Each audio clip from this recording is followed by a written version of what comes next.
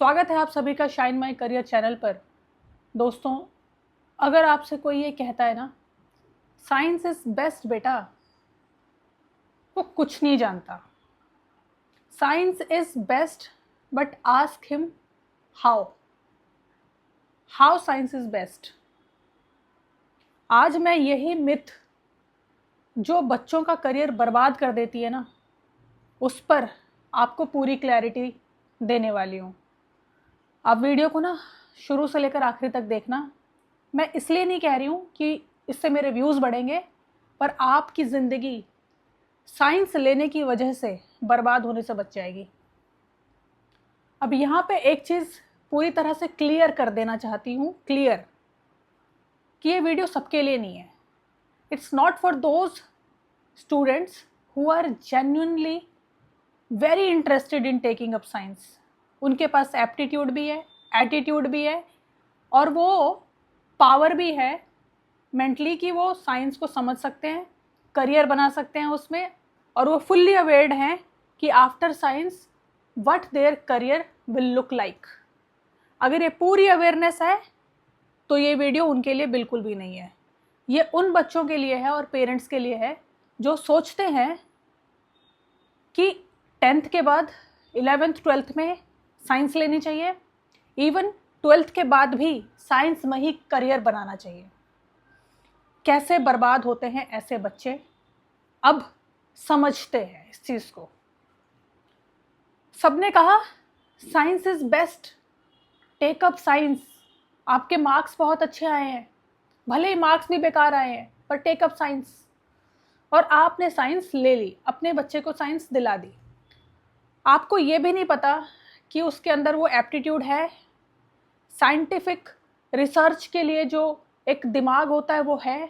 दिमाग की बात ही नहीं है, दिमाग तो सबके पास बराबर होता है, लेकिन इंटरेस्ट है कि नहीं है, वो उसमें करियर बनाने के लिए अवेयर है कि नहीं, आपको कुछ भी नहीं पता और आपने उसको साइंस दिला दी जस्ट इस वजह से कि साइंस बेस्ट है। और भी रीजंस होते हैं, बहुत ही बेकार रीजंस होते हैं साइंस दिलाने के बच्चों को, और खुद बच्चा भी साइंस लेता है, पागलों की तरह पीछे पड़ जाता है स्कूल के कि मुझे तो साइंस चाहिए, ऐसा होता है। अब इसके देखो क्या क्या रीजंस हो सकते हैं घटिया वाले। सबसे पहला रीज़न तो यही है कि एक प्री कंसीव्ड नोशन है हमारी कंट्री के अंदर कि साइंस बेस्ट है, उसके बाद कॉमर्स है, उसके बाद आर्ट्स है। ये एकदम घटिया सोच है, मिथ है, बिल्कुल आप कुछ नहीं जानते और ये धारणा बना के बैठ गए हो। सेकंड रीज़न है, जब हमारा बच्चा साइंस ले लेगा ना, तो जब लोग हमसे पूछेंगे कि आपके बेटे ने क्या लिया, आपकी बेटी ने क्या लिया आफ्टर 10th, तो हम उनको बहुत प्राउड से कहेंगे कि उसने तो साइंस लिया है। ये बहुत ही टेम्पररी फेस है, एक फॉल्स सेटिस्फैक्शन का फेस है जो आगे आने वाले टाइम में आपके बच्चे को भी भुगतना पड़ेगा और आपको भी भुगतना पड़ेगा। अब इससे आपको अगर ये मैसेज जा रहा है कि साइंस बहुत बेकार सब्जेक्ट है, ये किसी को नहीं लेना चाहिए और ये तो बेकार ही होता है, इसमें कोई पैसे नहीं कमा सकता इंसान, कोई कुछ कर नहीं सकता, इसीलिए मैं ये वीडियो बना रही हूँ, आप फिर से गलत समझ रहे हो। Science is best only for few students, और वो फ्यू स्टूडेंट्स भी हो सकते हैं, ज़्यादा स्टूडेंट्स भी हो सकते हैं, दैट डज नॉट मैटर। पर यहाँ पे मैटर करता है कि क्या सीरियसली वो साइंस लेने लायक है, पूरी तरह से अवेयर्ड है, उसके कॉन्सिक्वेंसेस पता हैं उसे, और उसके बेनिफिट्स, प्रोज और कॉन्स जिसको हम कहते हैं करियर वाइज, वो पता है तो ठीक है, साइंस ले। पूरी दुनिया टिकी हुई है साइंस पे, मैं बता रही हूँ ये चीज़, इट इज़ सो इम्पॉर्टेंट। पर उससे ज़्यादा इम्पॉर्टेंट है आपका बच्चे का खुद का जीवन, खुद का इंटरेस्ट, क्योंकि वो दोबारा नहीं मिलेगा।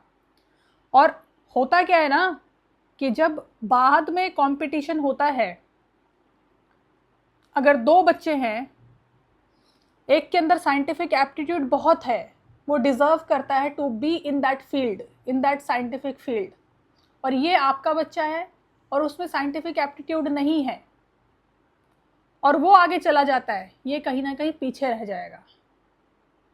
जाना इसे आगे चाहिए था, देश के लिए, समाज के लिए, पूरी दुनिया के लिए, क्योंकि ये कुछ कर सकता था, इसके अंदर एप्टीट्यूड है। इसके अंदर नहीं है, ये बस अपना काम चलाएगा, ऑब्वियसली पैसे कमाएगा, करियर बनाएगा, पर ये उस एंथुजियाज्म और उस इंटरेस्ट से कभी नहीं कर पाएगा। इसकी खुद की ज़िंदगी भी अफेक्ट होगी, ये हमेशा सोचता रहेगा कि यार काश मैं ये ले लेता, वो ले लेता, मेरा तो इसमें कुछ ज़्यादा नहीं, बहुत मेहनत करनी पड़ रही है, एक्सेट्रा एक्सेट्रा।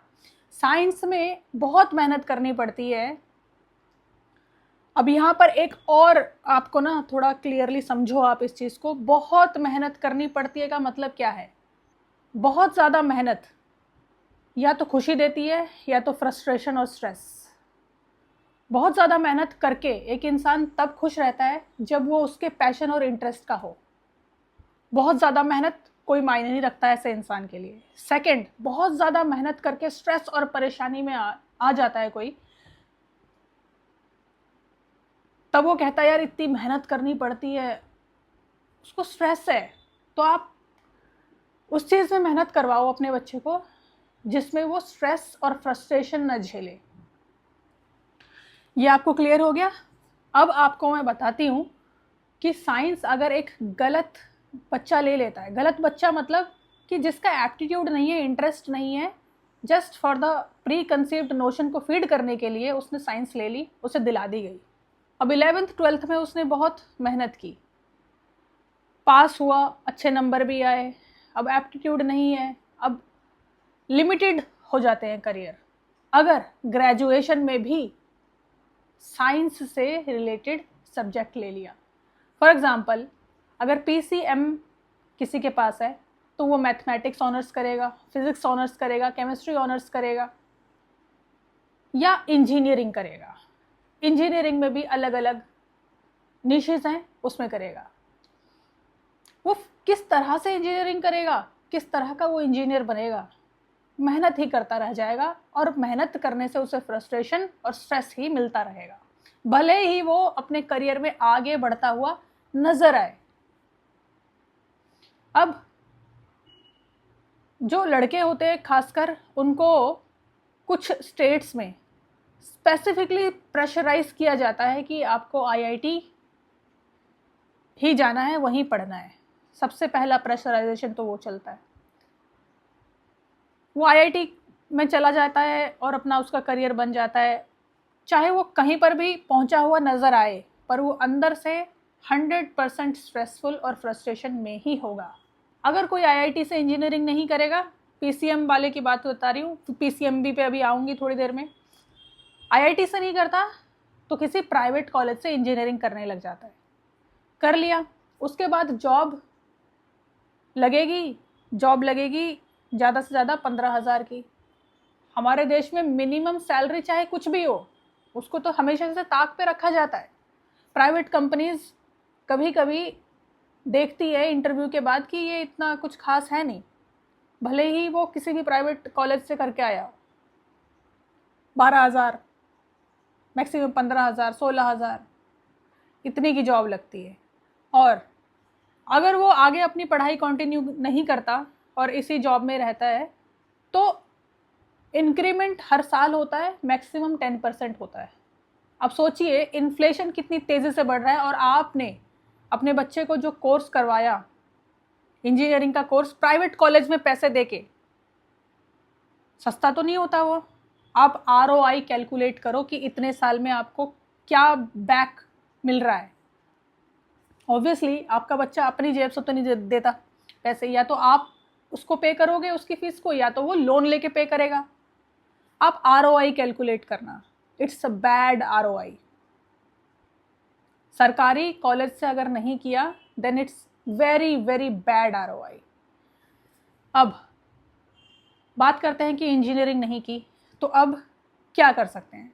अगर इंजीनियरिंग नहीं करता तो प्लेन ग्रेजुएशन कर सकता है या ऑनर्स के ग्रेजुएशन कर सकता है किसी गवर्नमेंट कॉलेज से। फीस कम होती है। Mathematics honours, physics honours, chemistry honours, specifically niche wise कर सकता है ऑनर्स डिग्री। अब इसके बाद 3 साल उसने वहाँ पे दिए प्लेन ग्रेजुएशन में। अब किसी भी प्लेन ग्रेजुएशन के बाद कोई भी ढंग की जॉब नहीं लगती। मैं आपको एक सच्चाई बताती हूँ, प्लेन ग्रेजुएशन के बाद आपके बच्चे के पास बहुत लिमिटेड ऑप्शंस होते हैं। अगर किसी कंपनी ने उसको हायर करना है तो क्यों करना है, ये सवाल पहले कंपनी अपने मन में उठाएगी।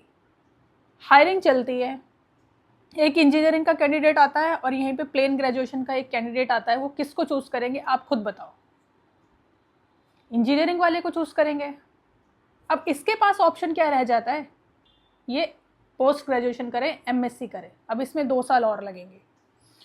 वो हो सकता है गवर्नमेंट कॉलेज से हो या हो सकता है प्राइवेट कॉलेज से हो। प्राइवेट कॉलेज से हो तो पैसे लगेंगे।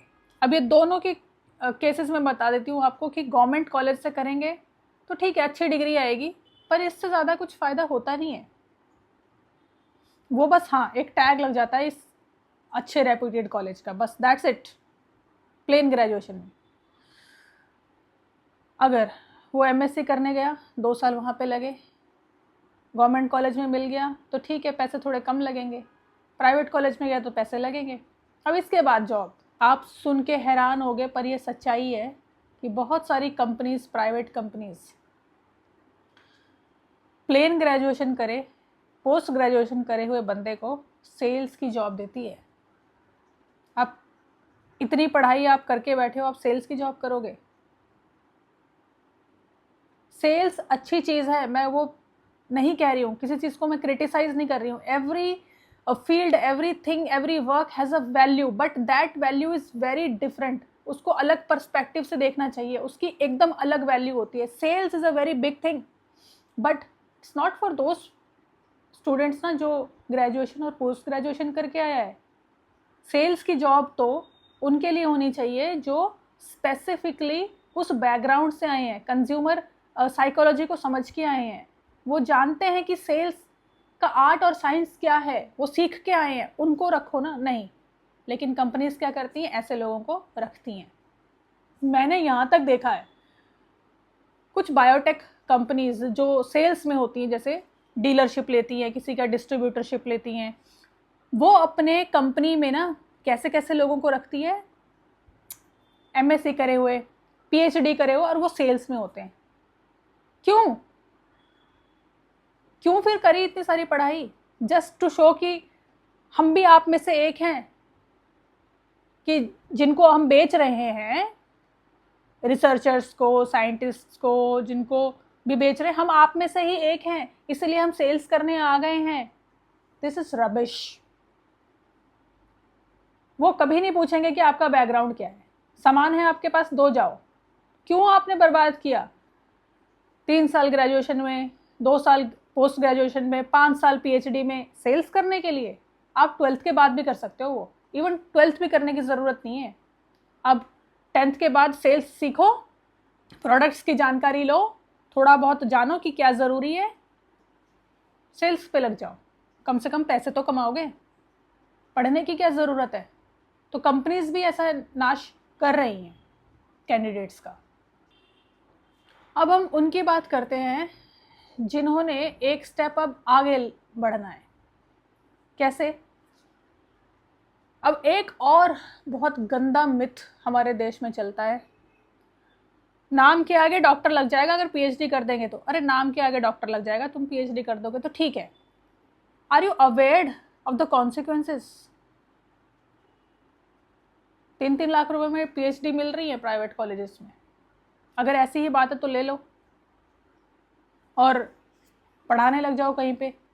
पर आप में वो काबिलियत होगी नहीं पढ़ाने की, आपको खुद भी पता होगा कि मैं लायक नहीं हूँ, पर नौकरी चाहिए, घर चलाना है, मजबूरी है। इस एटीट्यूड के साथ भी लोग करते हैं।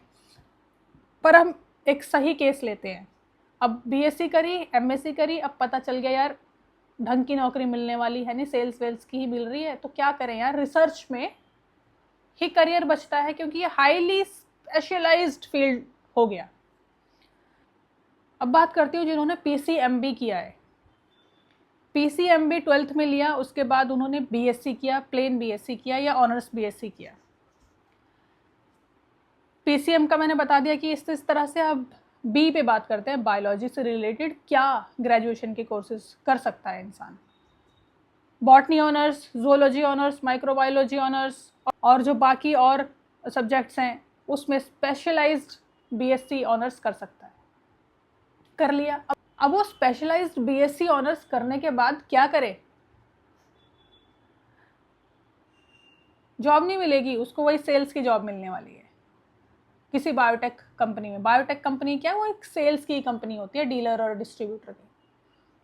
चलो, अगर और कोई स्किल नहीं है तो अब बीएससी के बाद ये नौकरी करना पसंद नहीं करते बच्चे, एमएससी करते हैं। 2 साल उसमें गए, फिर एमएससी के बाद उन्होंने पता चला कि भाई वही सेम ही हालत है यार, तो एमएससी क्यों करी। अब रिसर्च में जाते हैं, वो बहुत अच्छा है, वो बहुत अच्छा है। कैसे पता आपको बहुत अच्छा है? नेट का एग्ज़ाम क्लियर करना पड़ता है पीएचडी में फेलोशिप पाने के लिए। नेट का एग्ज़ाम इतना मुश्किल भी नहीं है, लेकिन इतना आसान भी नहीं है। कई बार तो 5-5 साल बच्चे बैठे रह जाते हैं वो नेट का एग्ज़ाम क्लियर करने के लिए, और कई बार वो पहले अटैम्प्ट में भी क्लियर हो जाता है। इट्स लाइक कि आप पढ़ाई को जानते हो, लर्निंग सिस्टम को जानते हो, स्ट्रेटेजी बनाकर पढ़ सकते हो या नहीं, ये आप पर डिपेंडेंट है, जो कि आपको वैसे कोई सिखाता नहीं है। आपने अगर खुद सीख लिया तो ठीक है, आप कोई भी एग्ज़ाम क्लियर कर सकते हो विद स्ट्रेटेजी सीख कर। ये अलग बात है। अब वो रिसर्च में गया, उसकी पीएचडी में हो गया एडमिशन, फेलोशिप उसको मिलने लगी। कितनी फेलोशिप मिलती है जी? ज़्यादा से ज़्यादा मैक्सिमम अगर हम फेलोशिप की बात करें तो एक जूनियर रिसर्च फेलो को 35,000 रुपये से 40,000 के बीच में मिलती है मैक्सिमम। और आप इन्फ्लेशन देख लीजिए, और ये होने वाला नहीं है, ये चेंज नहीं होने वाला 5 साल तक। आप ROI कैलकुलेट करना इसका। चलो, कर लिया जी, पीएचडी कर ली, डॉक्टर लग गया, नाम के आगे थीसिस लिख ली इतनी मोटी, अच्छे रेप्यूटेड इंस्टीट्यूट से किया। उसके बाद क्या जॉब्स बचती हैं? बहुत लिमिटेड जॉब्स बहुत लिमिटेड जॉब्स बचती हैं। यूनिवर्सिटीज़ में आज के टाइम पे, गवर्नमेंट यूनिवर्सिटीज़ में उन्हीं लोगों को जॉब मिल रही है जो अपने गाइड को बहुत ही अच्छे से, समझ जाइए, या तो उनको मिलती है या तो उन लोगों को मिलती है जो बहुत अच्छे कनेक्शंस पॉलिटिकल रखते हैं। जान पहचान अगर बहुत अच्छी है किसी से तो उसकी जॉब लग सकती है, फिर भी गारंटी नहीं है। अब वो क्या करेगा? जॉब तो सबकी लगेगी नहीं, इक्का दुक्का इंसान की लग गई जॉब यूनिवर्सिटी के अंदर एज असिस्टेंट प्रोफेसर या एडहॉक पे मैंने देखा कि लोग 15-15 साल से काम कर रहे हैं अच्छी गवर्नमेंट यूनिवर्सिटी में। इसलिए आपने इतनी पढ़ाई करी थी, वो भी बहुत अच्छे कैंडिडेट्स जो साइंस लेके बैठे आगे करा, उनकी बात बता रही हूँ, रियलिटी आपको ग्राउंड लेवल की दे रही हूँ मैं। फिर जॉब लगी नहीं, अब क्या करे? पीएचडी कर ली, नाम के आगे डॉक्टर लग गया, उसका ढिंडोरा पीटा, घमंड करा, कम पैसे कमाए, लेकिन बहुत अपने आप को सिरमौर समझ लिया, लेकिन जॉब नहीं मिली आपको। अब आप पोस्ट डॉक की फेलोशिप के लिए अप्लाई करते हो, जिसमें कंपटीशन आपके और कैंडिडेट्स के साथ हो रहा है और आपसे आगे वाले जो कैंडिडेट्स थे उनके साथ हो रहा है। अब कोई गारंटी नहीं है कि आपको वो फेलोशिप मिलेगी, तो आप अपने लैब में कुछ ना कुछ जुगाड़ उगाड़ करके, या उस जगह में जहाँ पे पीएचडी आप कर रहे थे, कुछ ना कुछ हाथ पैर जोड़ के रिक्वेस्ट करके उनसे RA का सीट लोगे कि यार RA में करवा दो हमारा, तो हम फेलोशिप तो मिलती रहेगी। फिर इस बीच में मजबूरी ये होती है, कई सारे स्टूडेंट्स देश को छोड़ के चले जाते हैं क्योंकि पोस्ट डॉक फेलोशिप वहाँ पे अच्छी मिलती है और रिसर्च अच्छा होता है। रिसर्च एप्टीट्यूड नहीं है, फिर जाते हैं, बाहर जाते हैं, वहाँ पर करते हैं, फैमिली से कट ऑफ रहते हैं। अब इसके प्रोज एंड कॉन्स आप खुद ही अंदाज़ा लगा सकते हो।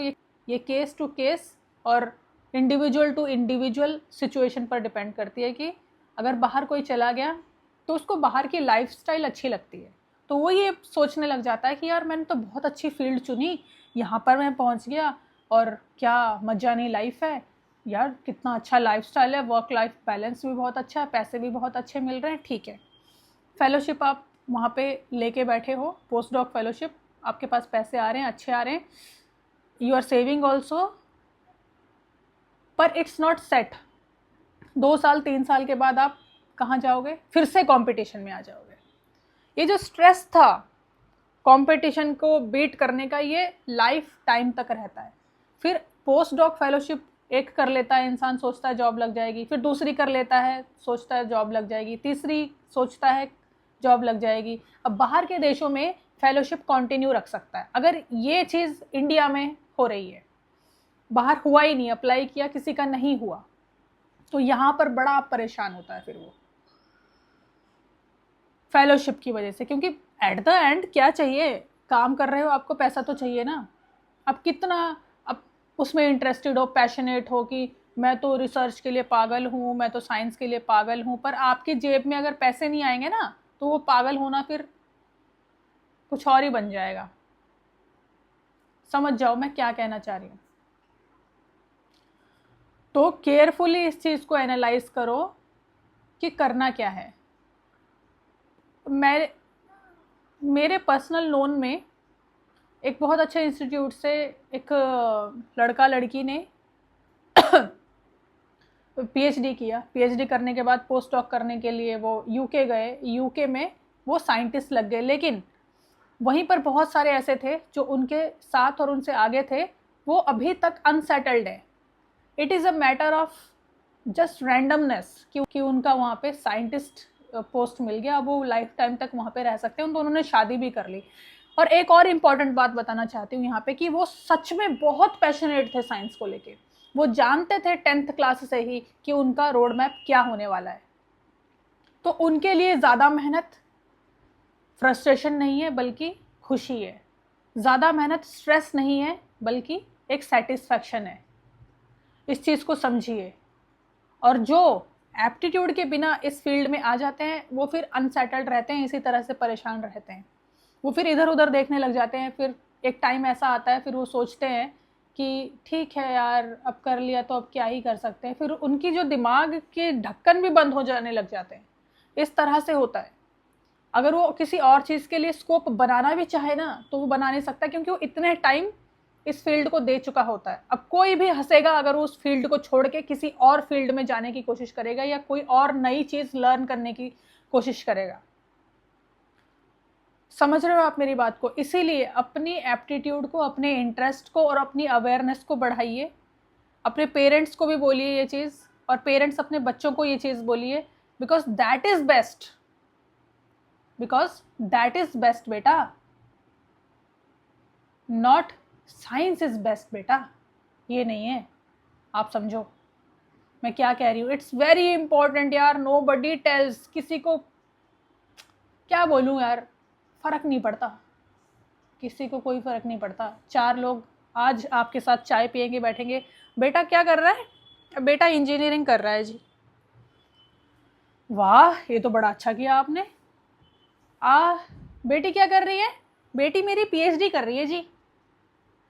क्या बात है, हमारे कुनबे में ऐसा किसी ने नहीं किया। ये सब झूठे ढकोसले जो चीज़ें हैं, इन सब से बचिए। Just analyse it because it's life. आप इसको ऐसे ही हवा में मत लीजिए, बड़ा परेशान होना पड़ता है फिर बाद में। समझो इस चीज़ को ना। बेटर है कि अगर वो इंटरेस्ट अपना कुछ शो कर रहा है ना, उसको उससे रिलेटेड कोई प्रोफेशनल कोर्स करवा दीजिए आप। वो बहुत जल्दी सेटिस्फाई होगा, अपना स्कोप भी बहुत अच्छा बनाएगा, बहुत जल्दी आगे जाएगा। चाहे वो कुछ भी हो, प्रोफेशनल कोर्स उसके इंटरेस्ट से रिलेटेड। खैर, बहुत ज़्यादा मैंने आपको आज डांट भी दिया है, पर यार ये ज़रूरी है, समझो इस चीज़ को। बाकी कुछ भी बुरा लगा हो मुझे माफ़ करना। मैंने जो भी बोला आपकी भलाई के लिए बोला है, क्योंकि हमारा तो हो गया जो होना था। अब जो भी हमने सीखा है अपनी लाइफ से, वो इस वीडियो के थ्रू बताया है आपको। आपको कैसा लगा, अच्छा लगा, बुरा लगा, जो भी लगा, अपनी बेटी, अपनी बहन, अपनी दीदी समझ के आप नीचे कमेंट में लिख सकते हो, मैं अप्रिशिएट करूँगी। फिर मिलते हैं, नमस्कार।